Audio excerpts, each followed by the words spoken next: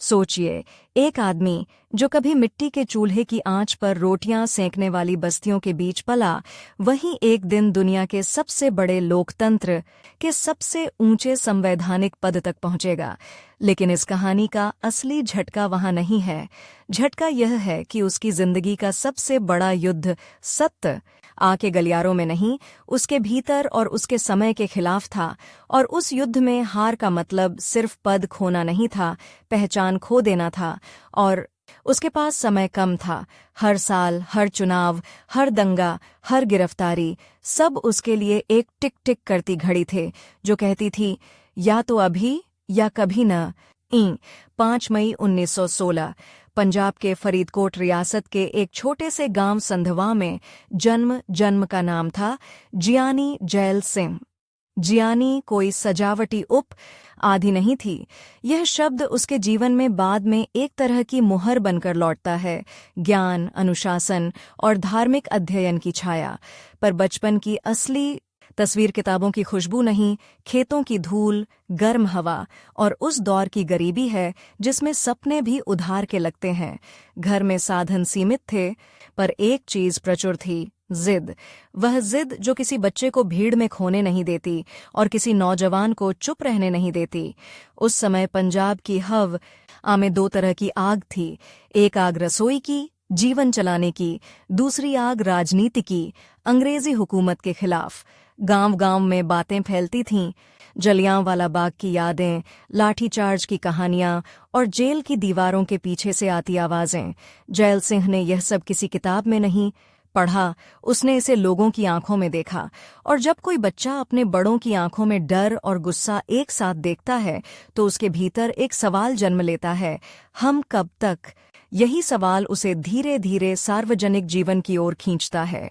वह सिख परंपरा और सामाजिक अनुशासन से जुड़ा, गुरुद्वारों की संगत में बैठा और वहीं से बोलना सीखा, ऐसा बोलना जो सिर्फ शब्द नहीं, भरोसा बन जाए।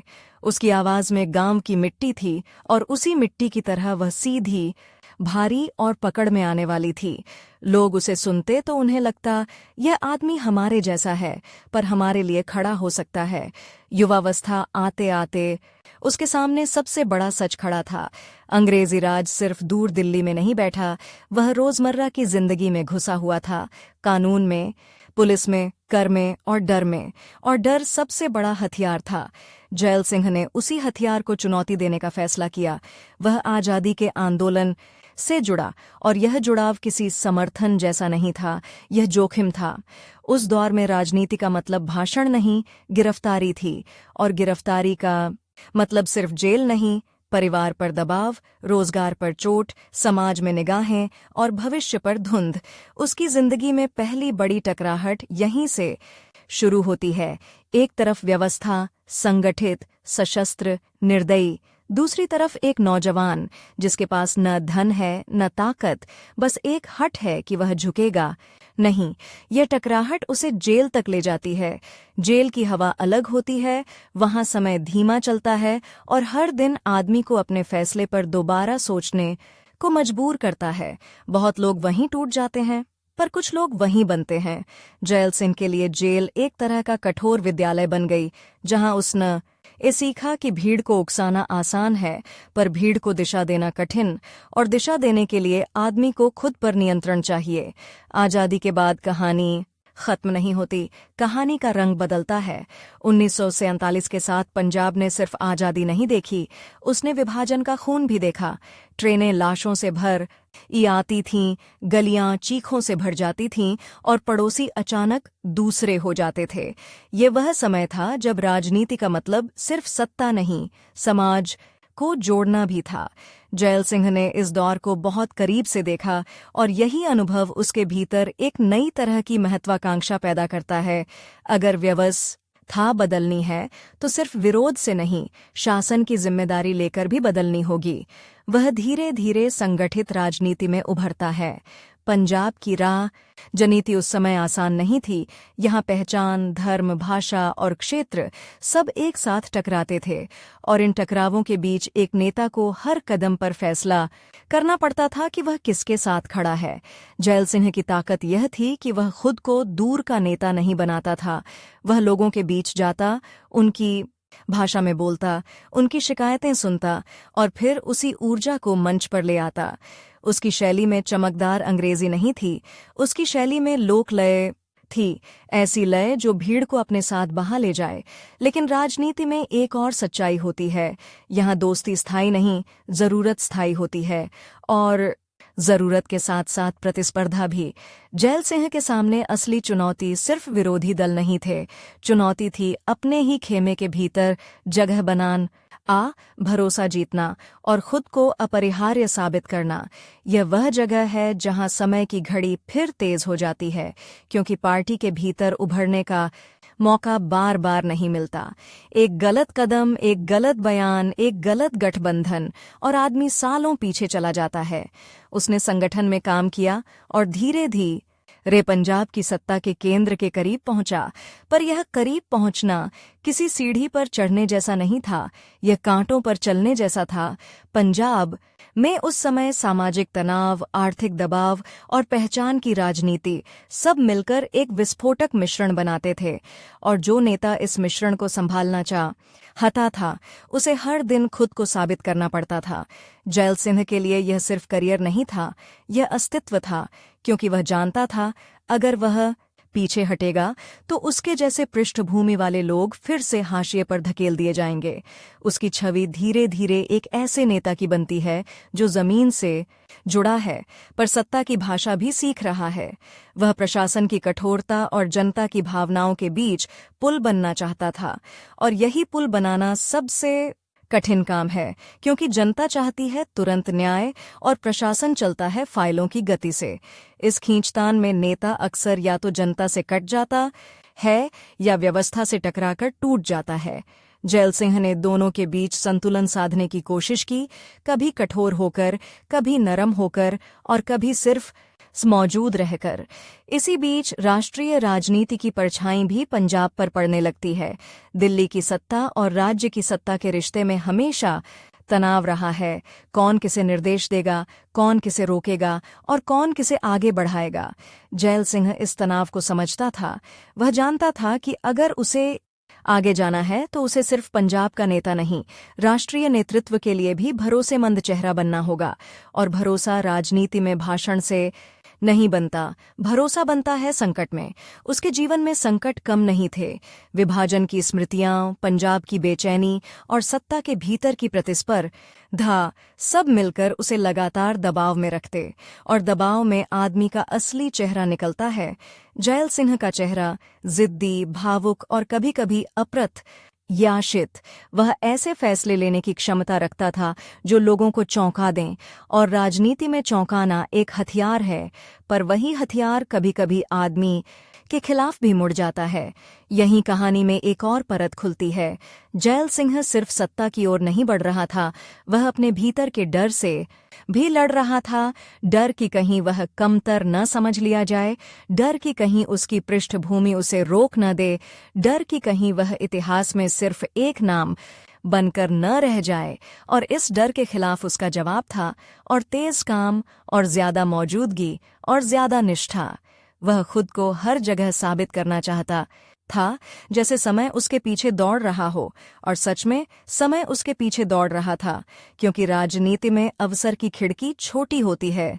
एक पीढ़ी में कुछ ही लोग ऊपर तक पहुंचते हैं। जैल सिंह के सामने भी वही सीमित खिड़की थी, और वह उसे पकड़ने के लिए लगातार आगे बढ़ता रहा। पंजाब की गलियों से लेकर सत्ता के मंच तक वह अपने कदमों की आवाज खुद बनाता गया, और हर कदम के साथ उसकी कहानी एक नए मोड़ की ओर बढ़ती गई, जहां से रफ लोकप्रियता नहीं, सत्ता की असली परीक्षा शुरू होने वाली थी। पंजाब की गलियों से उठकर जब कोई नेता सत्ता के दरवाजे तक पहुंचता है तो लोग सोचते हैं अब तो उसकी लड़ाई खत्म, लेकिन असली लड़ाई वहीं शुरू होती है जहां हर मुस्कान के पीछे सौदे होते हैं, हर तालियों के 6 शर्तें और हर जी बिल्कुल के पीछे एक अदृश्य रस्सी जो आपको ऊपर भी खींच सकती है और एक झटके में गला भी घोंट सकती है। जैल सिंह के लिए यह रस्सी दिल्ली थी, और दिल्ली के पास समय नहीं होता। दिल्ली सिर्फ नतीजे मांगती है। उसके सामने घड़ी टिक टिक नहीं करती थी जैसे पहल करती थी। अब घड़ी हथौड़े की तरह बजती थी, हर दिन, हर फाइल, हर आदेश के साथ। पंजाब की राजनीति में वह जिस तरह उभरा, उसमें एक खास बात थी। वह दूर से शासन करने वाला नेता नहीं बनना चाहता था। वह लोगों के बीच रहकर, उनके दुख सुख को अपनी भाषा में बोलकर अपनी पकड़ बनाता गया। यही पकड़ उसे कांग्रेस के भीतर मजबूत करती गई। लेकिन कांग्रेस के भीतर मजबूत होना मतलब सिर्फ लोकप्रिय होना नहीं, मतलब यह भी कि आप दिल ली के भरोसेमंद बने। और भरोसेमंद बनने की कीमत होती है। आपको साबित करना पड़ता है कि आप संकट में भी पार्टी की लाइन से नहीं डगमगाएंगे। 1960 के दशक के अंत तक पंजाब की राजनीति उबल रही थी। पहचान की राजनीति, आर्थिक असंतोष और धार्मिक भावनाएं सब एक साथ दबाव बना रही थीं। ऐसे माहौल में मुख्यमंत्री की कुर्सी कोई पुरस्कार नहीं, एक जलता हुआ तख्त था। 1972 में जब जैल सिंह पंजाब के मुख्यमंत्री बने तो यह सिर्फ पदोन्नति नहीं थी, यह एक परीक्षा थी जिसमें पास होने का मतलब था राष्ट्रीय राजनीति के दरवाजे खुलना, और फेल होने का मतलब था हमें शाह के लिए राज्य स्तर का नेता बनकर रह जाना। और उसके पास समय कम था। चुनावी चक्र, पार्टी की अंदरूनी खींचतान और पंजाब की सड़कों पर बढ़ती बेचैनी सब मिलकर एक ऐसी उलटी गिनती बना रहे थे जिसमें हर दिन एक नई आग लग सकती थी। मुख्यमंत्री के रूप में जैल सिंह की शैली तेज थी, कभी कभी जरूरत से ज्यादा तेज। वह प्रशासन को झकझोरना चाहता था, मशीनरी को दौड़ाना चाहता था। पंजाब में विकास, कानून व्यवस्था और सामाजिक संतुलन तीनों को एक साथ साधना था। लेकिन पंजाब कोई शांत प्रयोगशाला नहीं था। यह एक ऐसा मैदान था जहां हर निर्णय का असर तुरंत सड़क पर दिखता था, और सड़क पर दिखने वाला असर अक्सर हिंसा, नारे और टकराव के रूप में आता है। जैल सिंह के सामने सबसे बड़ा विरोध सिर्फ विपक्ष नहीं था, विरोध था परिस्थितियों का, और उन परिस्थितियों के भीतर उभरती वह राजनीति जो राज्य को धीरे धीरे एक खाई की तरफ धकेल रही थी। यही कहानी में एक तीखा मोड़ आता है। जैल सिंह की छवि एक मास लीडर की थी, जनता के बीच रहने वाला, धार्मिक सांस्कृतिक प्रतीकों को समझने वाला। लेकिन वही प्रतीक पंजाब में कई बार बारूद बन जाते थे। सिख पहचान की राजनीति तेज हो रही थी और कई समूहों की मांगें उग्र होती जा रही थीं। मुख्यमंत्री के लिए यह एक दोधारी तलवार थी। अगर वह सख्ती करे तो उसे अपनों के खिलाफ कहा जाए, अगर नरमी करे तो उसे कमजोर कहा जाए, और राजनीति में कमजोर का टैग एक बार लग जाए तो वह खून की तरह फैलता है, धीरे धीरे पूरे शरीर में। फिर 1975 आता है और भारत की राजनीति में एक ऐसा शब्द उतरता है जो आज भी लोगों की रीढ़ में ठंडक भर देता है, आपातकाल। देश की हवा बदल जाती है, अखबारों की स्याही पर पहरा, विरोध की आवाज पर ताला, और सत्ता के गलियारों में एक नई तरह का आत्मविश्वास, या कहिए एक नई तरह का डर। जैल सिंह उस दौर में कांग्रेस के भरोसेमंद चेहरों में गिने जाने लगे, और भरोसेमंद होने का मतलब था दिल्ली की धड़कन के साथ धड़कना। ये वही समय था जब उसका राष्ट्रीय उड़ान की तैयारी शुरू होती है, लेकिन साथ ही उसके ऊपर एक छाया भी पड़ती है। लोग उसे सत्ता के कठोर चेहरे से जोड़ने लगते हैं। राजनीति में छवि एक बार बन जाए तो वह आपके पीछे पीछे चलती है, चाहे आप आगे कितना भी बदल जाएं। 1977 में कांग्रेस को भारी हार मिलती है, सत्ता हाथ से निकलती है, और कई नेताओं के लिए यह अंत जैसा होता है। लेकिन जैल सिंह के लिए यह एक और परीक्षा थी। क्या वह गिरकर भी खड़ा रह सकता है? यही वह जगह है जहां उसकी जिद फिर सामने आती है। वह पीछे नहीं हटता। पार्टी टूटती फूटती है, नए समीकरण बनते हैं, और कांग्रेस धीरे धीरे वापसी की तैयारी करती है। इस बीच जैल सिंह का नाम दिल्ली में और ज्यादा गंभीरता से लिया जाने लगता है, क्योंकि वह उन लोगों में था जो कट में भी पार्टी के साथ खड़े रहे। 1980 में कांग्रेस की वापसी होती है और इंदिरा गांधी फिर से प्रधानमंत्री बनती हैं। अब जैल सिंह के सामने एक नई सीढ़ी है और यह सीढ़ी पंजाब से नहीं, सीधे दिल्ली से जुड़ी है। उसे केंद्रीय मंत्रिमंडल में गृह मंत्री बनाया जाता है। गृह मंत्रालय भारत सरकार का वह विभाग जहां देश की नसें गुजरती हैं, आंतरिक सुरक्षा, पुलिस व्यवस्था, राज्यों के साथ संबंध और वह हर आग जो भीतर से उठती है। यह पद किसी भी नेता के लिए ताकत का प्रतीक होता है, लेकिन साथ ही यह एक ऐसा कमरा है जहां दीवारों पर हर दिन खतरे की परछ आइयां नाचती हैं। गृह मंत्री के रूप में जैल सिंह के सामने सबसे बड़ा और सबसे विस्फोटक मुद्दा था पंजाब। वही पंजाब जहां से वह आया था, अब उसके लिए सबसे कठिन चुनौती बन रहा था। यह व्यक्तिगत भी था और राजनीतिक भी, क्योंकि अगर पंजाब जलता तो लोग कहते, देखो पंजाब का आदमी भी पंजाब नहीं संभाल पाया, और अगर वह बहुत सख्ती करता तो वही लोग कहते, देखो अपने ही लोगों पर डंडा चला रहा है। यह एक ऐसी रस्सी थी जो दोनों तरफ से खींच रही थी, और रस्सी जितनी ज्यादा खींचती है उतनी ही तेजी से टूटने का खतरा बढ़ता है। दिल्ली में बैठकर पंजाब को संभालना आसान नहीं था। हर रिपोर्ट, हर खुफिया नोट, हर बैठक एक नई चिंता लेकर आती, और इसी बीच राष्ट्रीय राजनीति में एक और शक्ति उभर रही थी, संजय गांधी का प्रभाव। सत्ता के भीतर सत्ता, यह राजनीति का सबसे खतरनाक खेल होता है। जैल सिंह को इंदिरा गांधी का भरोसा चाहिए था, लेकिन उसे यह भी समझना था कि सत्ता के केंद्र में कई केंद्र होते हैं। एक गलत कदम और आप अपने होते हुए भी अकेले पड़ सकते हैं। फिर 1982-83 के आसपास पंजाब में उग्रवाद और हिंसा की लहर तेज होती जाती है। घटनाएं बढ़ती हैं, तनाव बढ़ता है, और हर दिन ऐसा लगता है जैसे कोई चिंगारी पूरे जंगल को पकड़ लेगी। गृह मंत्रालय की फाइलों में सिर्फ शब्द नहीं होते, उनमें मौतों की गिनती होती है, हथियारों की बरामदगी होती है, और उन चेहरों की तस्वीरें होती हैं जो कल तक सामान्य नागरिक थे और आज किसी संघर्ष का हिस्सा बन चुके हैं। जैल सिंह के लिए यह सिर्फ प्रशासनिक चुनौती नहीं थी, यह उसकी पहचान पर हमला था। वह जिस पंजाब से निकला था, वही पंजाब अब देश के लिए सबसे बड़ा सिरदर्द बन रहा था, और उसकी कुर्सी पर बैठा आदमी वही था जिसका नाम पंजाब से जुड़ा था। और तभी कहानी में एक ऐसा मोड़ आता है जो बाहर से सम्मान जैसा दिखता है, लेकिन भीतर से एक नई कैद बन जाता है। 1982 में जैल सिंह को भारत का राष्ट्रपति चुना जाता है। दुनिया के सबसे बड़े लोकतंत्र का सर्वोच्च संवैधानिक पद। बाहर से देखें तो यह शिखर है, वह शिखर जहां पहुंचकर लोग कहते हैं, अब इससे ऊपर क्या, एंड स्टार एंड लेकिन राष्ट्रपति भवन की चमक के पीछे एक सच्चाई है। राष्ट्रपति के पास गरिमा होती है पर सत्ता नहीं, हस्ताक्षर होते हैं पर निर्णय नहीं, मंच होता है पर मंच की दिशा कोई और तय करता है। और जैल सिंह जैसे सक्रिय, जिद्दी, जमीन से जुड़े नेता के लिए यह पद एक तरह का नहरा पिंजरा भी बन सकता था। उसके राष्ट्रपति बनने के साथ ही एक और घड़ी चालू हो जाती है, एक ऐसी घड़ी जो उसके लिए सबसे क्रूर थी, क्योंकि अब उसके पास समय कम था अपनी भूमिका को परिभाषित करने के लिए। अगर वह सिर्फ औपचारिक राष्ट्रपति बनता तो इतिहास उसे कठपुतली कह सकता था। अगर वह सक्रिय होने की कोशिश करता तो सरकार से टकराव तय था, और टकराव का मतलब था संवैधानिक संकट, राजनीतिक अलगाव और सार्वजनिक अपमान। यह वही असली युद्ध था जिसकी आहट पहले भाग में सुनाई दी थी।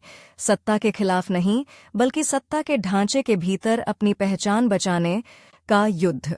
राष्ट्रपति के रूप में शुरुआती समय में वह इंदिरा गांधी के साथ एक तरह के तालमेल में दिखता है, लेकिन तालमेल और स्वतंत्रता के बीच की रेखा बहुत पतली होती है। और फिर 1984 आता है, वह साल जो भारत के इतिहास में खून की तरह लिखा है। पंजाब में स्थिति चरम पर पहुंचती है। स्वर्ण मंदिर परिसर में सैन्य कार्रवाई, ऑपरेशन ब्लू स्टार, देश को हिला देता है।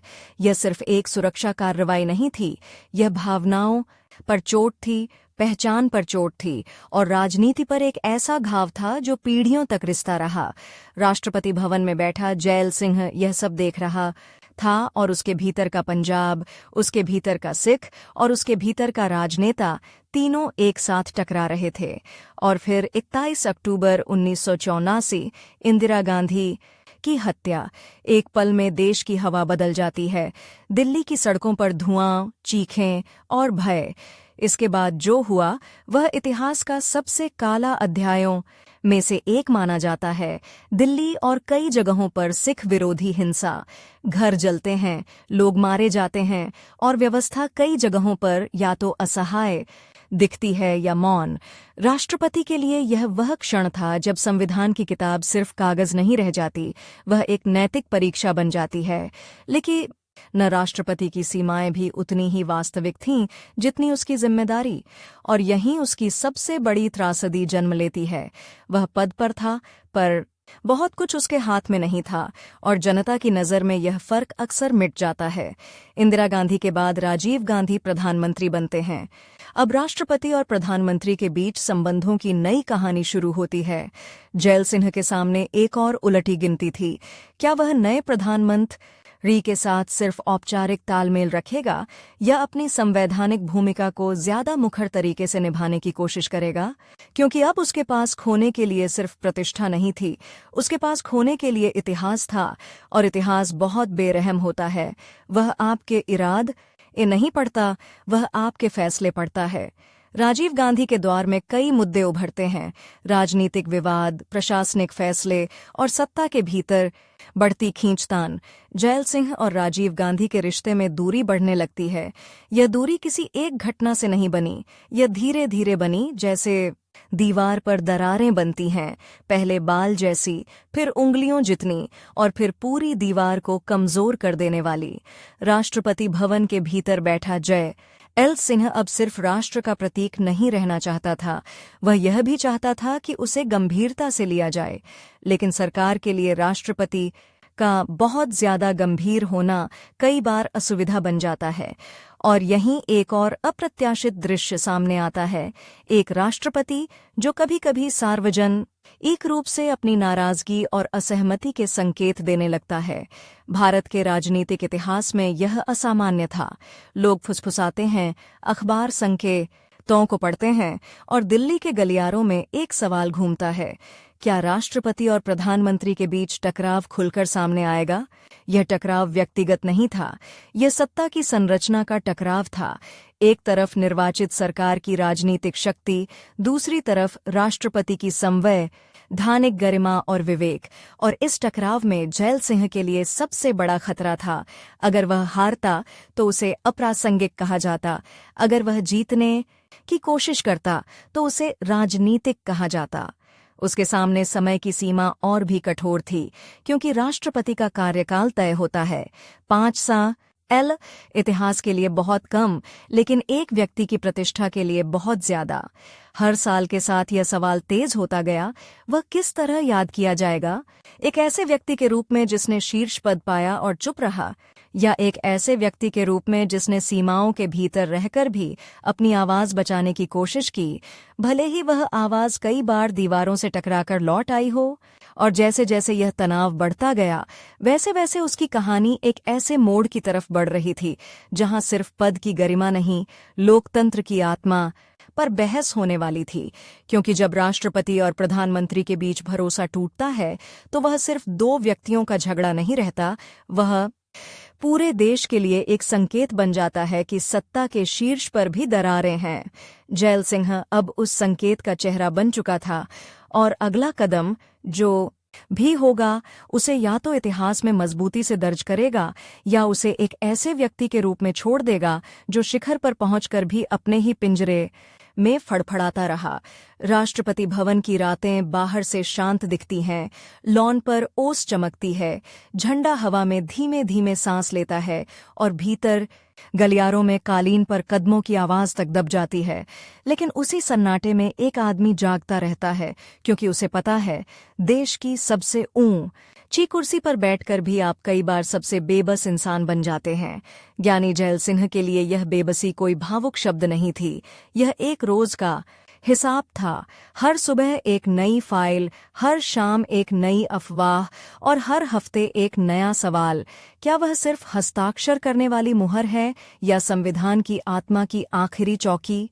उसके सामने समय की एक कठोर सीमा थी, 5 साल। राष्ट्रपति का कार्यकाल घड़ी की तरह चलता है और घड़ी किसी के लिए नहीं रुकती, लेकिन जयल सिंह के लिए यह सिर्फ 5 साल नहीं थे। ये 5 साल में अपनी छवि को बचाने, अपनी भूमिका को परिभाषित करने और इतिहास के सामने अपनी जगह तय करने की उलटी गिनती थी। क्योंकि दिल्ली में एक बार कठपुतली का टैग लग जाए तो वह आपकी आवाज से तेज फैलता है, और अगर आप बहुत बोल तो दूसरा टैग तैयार रहता है, राजनीतिक राष्ट्रपति। दोनों ही शब्द एक तरह की सजा थे। 1984 के बाद देश की नसों में डर दौड़ रहा था। ऑपरेशन ब्लू स्टार की चोट अभी ताज़ा थी, इंदिरा गांधी की हत्या के बाद की हिंसा की राख अभी ठंडी नहीं हुई थी, और हर तरफ एक बेचैन सवाल था, क्या भारत अपने भीतर के घावों को संभाल पाएगा? राष्ट्रपति के रूप में जयल सिंह के सामने यह सिर्फ राष्ट्रीय संकट नहीं था, यह निजी पीड़ा भी थी। वह सिख था, पंजाब से आया था, और अब उसी पहचान के नाम पर देश में आग लग चुकी थी। राष्ट्रपति भवन की दीवारें मोटी होती हैं, पर खबरें उनसे भी तेज भीतर घुसती हैं। किस मोहल्ले में किसका घर जला, किस गली में किसका नाम लेकर भीड़ दौड़ी, किस थाने ने दरवाजा बंद कर लिया, ये सब रिपोर्ट नहीं थीं, ये दृश्य थे जो नींद में भी पीछा करते हैं। और फिर सत्ता का केंद्र बदल गया। राजीव गांधी प्रधानमंत्री बने, युवा, आधुनिकता की भाषा बोलने वाले, तकनीक और नए भारत का सपना दिखाने वाले। देश को एक नई शुरुआत चाहिए थी, और राजीव गांधी उस शुरुआत का चेहरा बन गए। लेकिन इसी बदलाव के साथ राष्ट्रपति और प्रधानमंत्री के बीच वह अदृश्य रस्सी फिर खींचने लगी जो कभी भी गले तक आ सकती थी।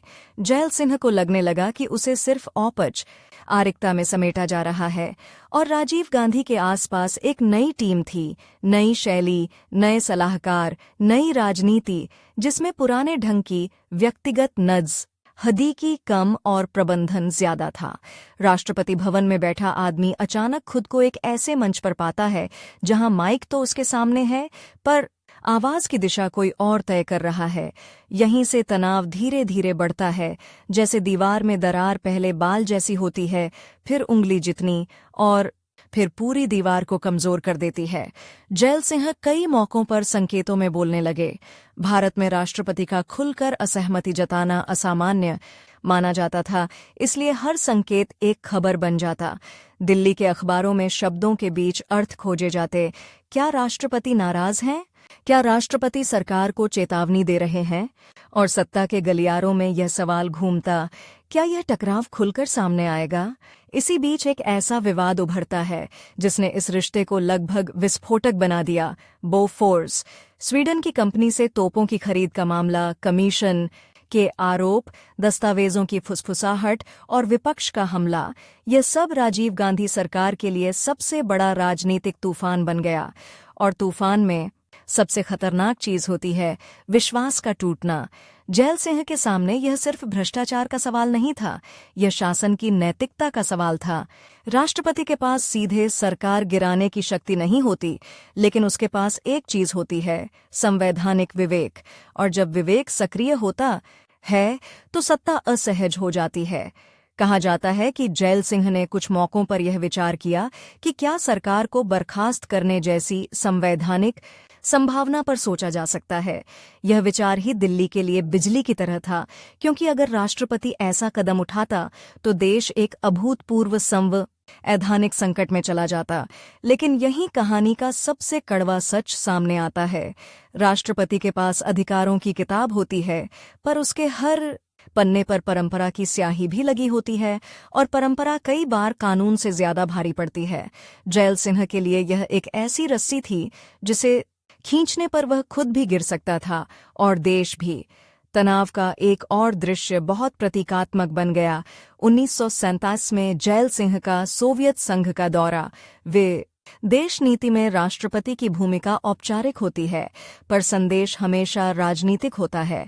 इस दौरे के दौरान और उसके आसपास जो संकेत, बयान और व्याख्याएं सामने आईं, उन्होंने यह धारणा मजबूत की कि राष्ट्रपति और प्रधानमंत्री के बीच दूरी अब छिपी नहीं रही। दिल्ली में लोग इसे व्यक्तिगत नाराजगी कहकर छोटा करना चाहते थे, लेकिन असल में यह सत्ता की संरचना का संघर्ष था। एक तरफ निर्वाचित सरकार की राजनीतिक ताकत, दूसरी तरफ राष्ट्रपति की संवैधानिक गरिमा और आत्मसम्मान। और इस संघर्ष में जैल सिंह का सबसे बड़ा डर था, इतिहास उसे एक ऐसे व्यक्ति के रूप में याद न करे जो शीर्ष पर बैठकर भी सिर्फ देखता रहा। इसी दौरान पंजाब की आग भी पूरी तरह बुझी नहीं थी। उग्रवाद, हिंसा, सुरक्षा बलों की कार्रवाई और आम लोगों की जिंदगी का टूटना, यह सब चलता रहा। जैल सिंह के लिए पंजाब का हर समाचार एक निजी चोट था। वह जानता था कि लोग उसे किस नज़र से देखते हैं। पंजाब का आदमी राष्ट्रपति है, फिर भी पंजाब जल रहा है। लेकिन राष्ट्रपति के पास राज्य की कानून व्यवस्था संभालने का सीधा नियंत्रण नहीं होता। यह वही त्रासदी थी जो उसके पूरे कार्यकाल पर छाया बनकर रही। जिम्मेदारी का नैतिक भार पर शक्ति की सीमाएं। और फिर एक और मोड़ आता है 1907 सन अरेठालाट के आसपास श्रीलंका में भारतीय शांति सेना, तमिल मुद्दा और क्षेत्रीय राजनीति का दबाव। देश के भीतर भी असम, कश्मीर और अन्य जगहों पर असंतोष की लहरें। हर तरफ आंतरिक सुरक्षा का शब्द घूमता और जैल सिंह के भीतर का गृह मंत्री वाला अनुभव बार बार जाग उठता।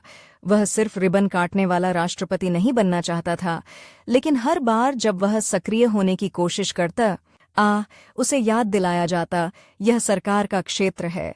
और यही बात उसे भीतर से खाती रही। क्या संविधान का संरक्षक सिर्फ दर्शक बनकर रह सकता है? 1979 आते आते राजीव गांधी सरकार की लोकप्रियता गिरने लगी। बोफोर्स का साया गहरा होता गया, विपक्ष का हमला तेज हुआ और देश में एक नई राजनीतिक हवा बनने लगी। गठबंधन, क्षेत्रीय दलों का उभार और कांग्रेस के अजेय होने की धारणा का टूटना। जैल सिंह के लिए यह समय अजीब था। एक तरफ वह सरकार से टकराव के कारण आलोचना झेल चुका था, दूसरी तरफ वही टकराव अब कुछ लोगों की नज़र में उसे स्वतंत्र दिखाने लगा। लेकिन राजनीति में तारीफ भी खतरनाक होती है, क्योंकि वह आपको किसी खेमे में धकेल सकती है, चाहे आप जाना न चाहें। उसका कार्यकाल खत्म होने के करीब था और यह भी एक सच्चाई थी कि उसे दूसरा कार्यकाल मिलने की संभावना नहीं के बराबर है। राष्ट्रपति भवन के भीतर यह बात हवा की तरह फैलती है, कौन जा रहा है, कौन आ रहा है। और जब आपको पता हो कि आपकी कुर्सी की घड़ी अब आखिरी दौर में है, तो हर फैसला भारी हो जाता है। जैल सिंह के सामने आखिरी महीनों में एक सवाल और तीखा हो गया। क्या वह कोई ऐसा कदम उठाए जो उसे साहसी साबित करे, या वह परंपरा के भीतर रहकर गरिमा बचाए? यह दुविधा किसी किताब की बहस नहीं थी, यह एक आदमी की रातों की बेचैनी थी। 1979 में उसका कार्यकाल समाप्त हुआ। राष्ट्रपति भवन की चाबियां बदलीं, सलामी की रस्में हुईं, कैमरे चमके और दिल्ली ने अगले अध्याय की तरफ कदम बढ़ा दिए। लेकिन जैल सिंह के लिए यह विदाई नहीं थी, यह एक तरह का निर्वासन था, क्योंकि जिसने सत्ता के केंद्र में रहकर हर दिन देश की धड़कन सुनी हो, उसके लिए अचानक शांत हो जाना आसान नहीं होता। वह दिल्ली में रहा, पर दिल्ली अब उसे उसी तरह नहीं देखती थी। सत्ता का शहर बहुत व्यावहारिक होता है। वह आपको तब तक याद रखता है जब तक आप उपयोगी हों, उसके बाद आपकी कहानी फाइलों में बंद हो जाती है। फिर भी वह पूरी तरह गायब नहीं हुआ। वह सार्वजनिक जीवन में कभी-कभी दिखता, बयान देता और अपने तरीके से अपनी बात रखने की कोशिश करता, लेकिन अब उसकी आवाज़ के पीछे वह संवैधानिक मंच नहीं था जो पहले था। और यही सबसे बड़ा फर्क था।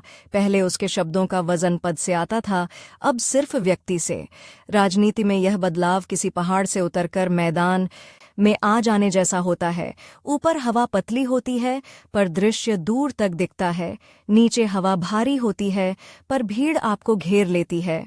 उसकी जिंदगी का सबसे नाटकीय और दर्दनाक दृश्य 1994 में आता है। 25 जुलाई 1954, एक सड़क दुर्घटना, कार का टकराना, शरीर का टूटना, अस्पताल की सफेद रो, शनि, मशीनों की बीप बीप और एक बूढ़ा नेता जो कभी देश के सबसे बड़े भवन में रहता था, अब अस्पताल के कमरे में समय से लड़ रहा था। यह वही समय की सीमा थी जो अब राजनीति नहीं, जीवन तय कर रही थी। महीनों तक इलाज चला, शरीर कमजोर होता गया और फिर 25 दिसंबर 1994 क्रिसमस का दिन न ज्ञानी जैल सिंह का निधन हो गया। उसकी मृत्यु के बाद भी एक दृश्य ऐसा है जो लोगों के मन में चुभता रहा। अंतिम विदाई में सत्ता के शीर, ऐश का व्यवहार, औपचारिकताओं की ठंडक और यह बहस कि क्या एक पूर्व राष्ट्रपति को वह सम्मान मिला जो मिलना चाहिए था। यह बहस सिर्फ प्रोटोकॉल की नहीं थी, यह उस आदमी की पूरी कहानी का प्रतीक बन गई जिसने सत्ता के भीतर रहकर भी कई बार खुद को अकेला पाया। कुछ लोगों ने इसे अपमान कहा, कुछ ने इसे राजनीति की बेरहमी, लेकिन सच यह है कि जैल सिंह की जिंदगी में सम्मान और बेबसी हमेशा साथ साथ चले, जैसे एक ही सिक्के के दो पहलू। और अब जब हम पीछे देखते हैं तो उसकी विरासत किसी एक लाइन में नहीं समाती। वह पंजाब की मिट्टी से निकला एक ऐसा नेता था जिसने मुख्यमंत्री, गृह मंत्री और राष्ट्रपति तीनों भूमिकाएं देखीं। उसने सत्ता की मशीनरी को भीतर से भी जाना और उसके बाहर की भीड़ को भी। उसके जीवन का सबसे बड़ा संघर्ष किसी एक व्यक्ति से नहीं था, वह संघर्ष था भूमिका से। एक सक्रिय राजनेता का स्वभाव और एक संवैधानिक पद की सीमाएं। उसने कई बार उन सीमाओं को धक्का दिया, कई बार खुद ही रुक गया और कई बार परंपरा की दीवार से टकराकर लौट आया। उसकी कहानी हमें यह भी दिखाती है कि लोकतंत्र में सबसे ऊंचा पद हमेशा सबसे शक्तिशाली नहीं होता। कभी-कभी सबसे ऊंची कुर्सी पर बैठा आदमी ही सबसे ज्यादा बंधा होता है, शब्दों से, परंपराओं से, अपेक्षाओं से और उस इतिहास से जो हर दिन आपकी सांसों के साथ लिखता रहता है। ज्ञानी जैल सिंह उस इतिहास के पन्नों पर एक ऐसे व्यक्ति की तरह दर्ज है जिसने सत्ता के शिखर पर पहुंचकर भी अपनी पहचान बचाने की जिद नहीं छोड़ी और उसी द की कीमत भी चुकाई। दिल्ली की सर्दियों में एक अजीब सी गंध होती है, धुएं, धूल और पुराने कागजों की, और उसी गंध में कभी-कभी इतिहास भी जलता है। सोचिए, जिस आदमी ने कभी राष्ट्रपति भवन की सीढ़ियों पर सलामी ली थी, वही आदमी कुछ साल बाद अस्पताल के बिस्तर पर पड़ा है। हड्डियां टूटी हुई, सांसें उधार की और बाहर दुनिया इस बहस में उलझी है कि उसे पूरा सम्मान मिला या नहीं। यह भारत की राजनीति का सबसे क्रूर कॉन्ट्रास्ट है। जब तक आप कुर्सी हैं, आप संस्था हैं। कुर्सी छूटते ही आप अचानक व्यक्ति बन जाते हैं और व्यक्ति को भीड़ जल्दी भूल जाती है। 1979 में राष्ट्रपति पद से उतरते ही ज्ञानी जैल सिंह के सामने सबसे बड़ा दुश्मन कोई पार्टी नहीं थी, कोई नेता नहीं था, वक्त था। वही वक्त जो राष्ट्रपति भवन में 5 साल की उलटी गिनती बनकर टिक टिक करता रहा था, अब उसकी निजी जिंदगी में और तेज हो गया। सत्य आके केंद्र से बाहर आते ही हर चीज का तापमान बदल जाता है। पहले एक फोन कॉल पर फाइलें दौड़ती थीं, अब एक फोन कॉल पर लोग सोचते क्यों। पहले उनके शब्दों पर हेडलाइन बनती थी, अब उनके शब्दों पर फुटनोट भी मुश्किल से बनता। और यही वह जगह है जहां एक पूर्व राष्ट्रपति का असल संघर्ष शुरू होता है, अपने ही देश में धीरे धीरे अदृश्य हो जाने का संघर्ष। जैल सिंह ने खुद को पूरी तरह चुप नहीं किया। कभी कभी वे सार्वजनिक मंचों पर दिखते, कभी किसी समारोह में, कभी किसी धार्मिक आयोजन में। उनकी आवाज में वही पुरानी खनक थी, पंजाब की मिट्टी, गुरुद्वारे की अरदास और राजनीति की कठोरता का मिला जुला स्वाद। लेकिन अब हर वाक्य के साथ एक साया चलता था, उनके राष्ट्रपति काल का साया। लोग उनसे वही पूछना चाहते थे जो उन्हें चुभता था। आपने तब क्या किया? आपने सरकार को क्यों नहीं रोका? आपने बोफोर्स पर क्या सोचा? और जैल सिंह जानते थे कि इतिहास अदालत की तरह होता है। वहां सफाई देने के लिए माइक नहीं मिलता, वहां सिर्फ फैसले सुनाए जाते हैं। उनके लिए सबसे दर्दनाक यह था कि वे खुद को कभी कठपुतली नहीं मानते थे। वे मानते थे कि उन्होंने संविधान की मर्यादा में रहकर जितना हो सकता था उतना किया। लेकिन राजनीति में मर्यादा अक्सर कमजोरी समझ ली जाती है, और जो लोग कल तक उनके सामने झुकते थे वे अब उनके बारे में राय बनाने लगे, बिना उनसे मिले, बिना उनकी रातों की बेचैनी देखे। सत्ता के बाद की जिंदगी में सबसे बड़ा अपमान यह नहीं होता कि लोग आपको गाली दें, सबसे बड़ा अपमान यह होता है कि लोग आपको जरूरी ही न समझें। फिर भी जैल सिंह के भीतर एक चीज नहीं मरी, अपनी पहचान की जिद। वे वही आदमी थे जो कभी गांव-गांव जाकर लोगों के बीच बैठते थे, जो गुरमुखी और हिंदी की लय में बात करते थे, जो अपनेपन की राजनीति समझते थे। राष्ट्रपति पद के बाद वे उस अपनेपन को वापस पकड़ना चाहते थे, लेकिन भारत बदल रहा था। 90 के दशक की हवा अलग थी। मंडल की राजनीति, मंदिर आंदोलन, गठबंधन सरकारें, टीवी की तेज हेडलाइंस और दिल्ली में बढ़ती हुई बेरहमी। यह वह दौर था जब पुराने ढंग के नेता अचानक पुराण लगने लगे, और जैल सिंह, जो कभी सत्ता के शिखर पर थे, अब उसी बदलती हवा में अपनी जगह खोज रहे थे। उनकी निजी दुनिया भी आसान नहीं थी। उम्र बढ़ रही थी, शरीर जवाब देने लगा था। जिस आदमी ने कभी गृह मंत्रालय की भारी जिम्मेदारी उठाई थी, अब उसे अपने ही शरीर की छोटी छोटी सीमाओं से लड़ना पड़ रहा था। राजनीति में आप विरोधी से लड़ते हैं, बुढ़ापे में आप अपने ही घुटनों, अपनी ही सांसों, अपनी ही थकान से लड़त हैं। और यह लड़ाई किसी संसद में नहीं होती, यह लड़ाई रात के 3 बजे होती है, जब कमरे में कोई नहीं होता और दर्द आपको बताता है कि अब समय आपके खिलाफ है। लेकिन कहानी का सबसे बड़ा मोड़ अभी बाकी था, और वह मोड़ किसी भाषण में नहीं, किसी चुनाव में नहीं, एक सड़क पर आया। 25 जुलाई 1954। एक तारीख जो अखबारों में छोटी सी खबर बन सकती थी, लेकिन जैल सिंह के लिए यह जीवन की सबसे बड़ी परीक्षा बन गई। एक सड़क दुर्घटना, टक्कर का झटका, शरीर का टूटना, और फिर अस्पताल की सफेद रोशनी, वही रोशनी जो हर इंसान को बराबर कर देती है। अस्पताल में कोई अर्व राष्ट्रपति नहीं होता, वहां सिर्फ एक मरीज होता है, जिसकी हड्डियां दर्द करती हैं, जिसकी सांसें गिनी जाती हैं और जिसके पास समय कम होता है। मशीनों की बीप बीप, डॉक्टरों की तेज आवाजें, दवाइयों की गंध, और एक बूढ़ा नेता जो अब किसी राजनीतिक तूफान से नहीं, अपने ही शरीर के टूटे हुए ढांचे से लड़ रहा था। यहाँ समय की सीमा अचानक बहुत क्रूर हो गई। अब कोई 5 साल का कार्यकाल नहीं था, अब कोई संवैधानिक बहस नहीं थी, अब हर दिन एक नई उलटी गिनती थी। इलाज चला महीनों, शरीर कमजोर होता गया, और इस दौरान देश अपनी राजनीति में आगे बढ़ता रहा, जैसे ट्रेन प्लेटफॉर्म पर रुके बिना निकल जाती है और पीछे छूटे लोग धुएं में बस एक धुंधली आकृति बन जाते हैं। और फिर आया 25 दिसंबर 1954, क्रिसमस का दिन, दुनिया के लिए त्योहार, उनके लिए अंतिम दिन। ज्ञानी जैल सिंह चले गए, एक ऐसा आदमी जिसने भारत के सबसे ऊंचे पद पर बैठकर भी कई बार खुद को सबसे अकेला महसूस किया था। अब सचमुच अकेला नहीं रहा, लेकिन उसकी कहानी के साथ एक नई बहस पैदा हो गई। उनकी अंतिम विदाई ने देश को असहज कर दिया। प्रोटोकॉल, सम्मान, औपचारिकताएं, इन शब्दों के पीछे राजनीति की ठंडक छिपी होती है। लोगों ने देखा, गिना, तुलना की, कौन आया, कौन नहीं आया, किसने क्या कहा, किसने क्या नहीं कहा। और यह बहस सिर्फ एक व्यक्ति के अंतिम संस्कार की नहीं थी, यह उस पूरे सिस्टम की तस्वीर थी, जो सत्ता के साथ गर्म और सत्ता के बिना ठंडा हो जाता है।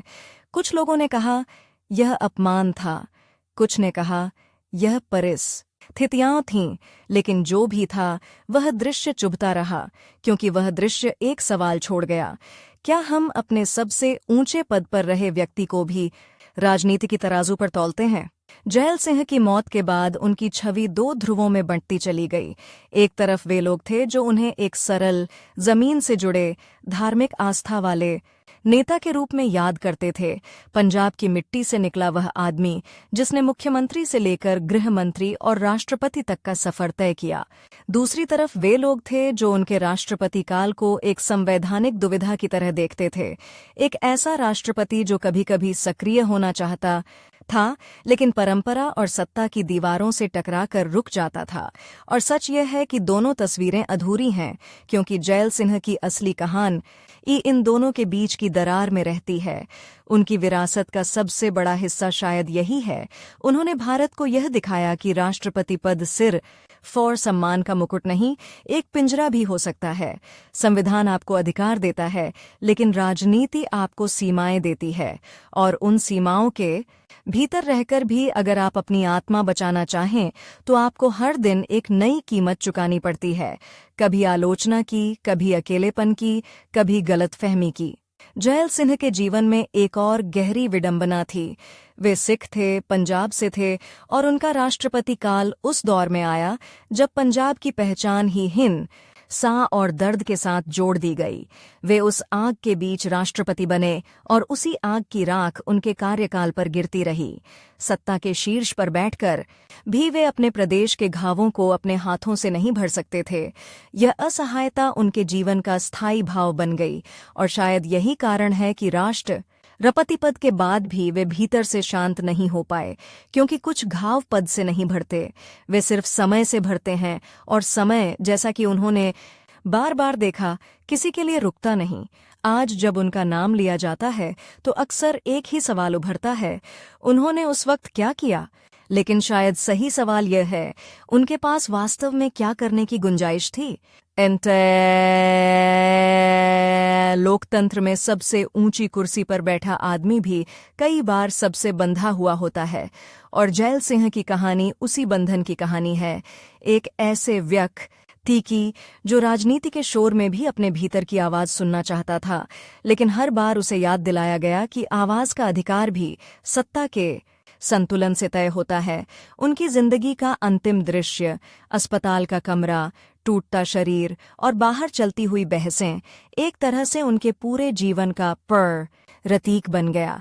उन्होंने सत्ता देखी, सम्मान देखा, अपमान की आशंका देखी, और अंत में वही देखा जो हर इंसान देखता है, समय का अंतिम दरवाज़ा। फर्क सिर्फ इतना था कि उनके पीछे एक देश की स्मृतियां थीं, कुछ कड़वी, कुछ गर्व से भरी, कुछ अधूरी, और शायद यही उनकी सबसे बड़ी विरासत है, अधूरापन। एक ऐसा अधूरापन जो हमें बेचैन करता है, क्योंकि वह हमें याद दिलाता है कि इतिहास में नायक और खलनायक की रेखा हमेशा साफ नहीं होती। कभी कभी इतिहास में सबसे दिलचस्प किरदार वही होता है जो जीतकर भी पूरी तरह जीत नहीं पाता और हारकर भी पूरी तरह हार नहीं मानता। ज्ञानी जैल सिंह उसी श्रेणी के आदमी थे जिन्होंने सत्ता के शिखर पर पहुंचकर भी अपनी पहचान बचाने की कोशिश की, और अंत में समय के सामने वही किया जो हर इंसान करता है, चुपचाप चले गए, लेकिन पीछे सवाल छोड़ गए, ऐसे सवाल जो शायद किसी एक जवाब से कभी नहीं भरेंगे।